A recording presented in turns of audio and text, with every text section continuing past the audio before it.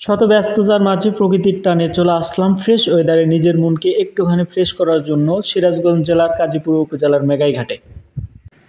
আসসালামু আলাইকুম এভরিওয়ান, সবাই কেমন আছেন? আশা করি সবাই ভালো আছেন। আলহামদুলিল্লাহ আমি অনেক ভালো আছি। সেই সাথে চলে আসলাম কাজীপুর উপজেলার একটি অন্যতম দর্শনীয় স্থান মেঘাইঘাটে।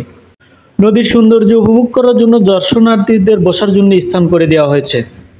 নদীর পাড়ে আসার পরে মনটা যেন একদম ফুরফুরা হয়ে গেল। সারি সারি নৌকা বাঁধা, আর ওয়েদারটা এত সুন্দর ছিল যে না দেখলে বোঝাই যেত না।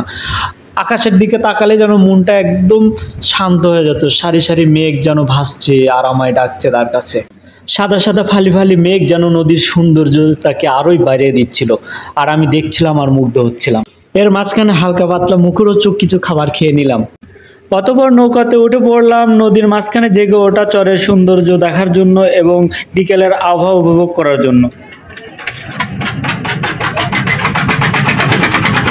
এদিকে মাঝি ভাই নৌকা স্টার্ট করে দিল।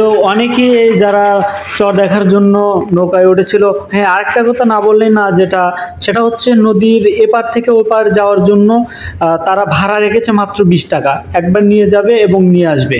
সেই সাথে মাঝি ভাই আমাদের নিকটবর্তী একটি চরে নিয়ে এসে নামাই দিল।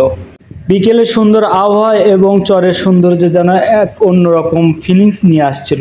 বন্ধু বান্ধবী পরিবার এবং নিজের প্রিয়জনের সাথে নিরিবিলি সময় কাটানোর জন্য একটা সুন্দর জায়গা, যেখানে আসলে সময় কমিয়ে চলে যাবে বুঝতেই পারবে না। অতঃপর আমাদের বেঁধে দেওয়া সময়টা শেষ হয়ে গেল এবং আমরা আস্তে আস্তে নৌকাতে উঠে গেলাম।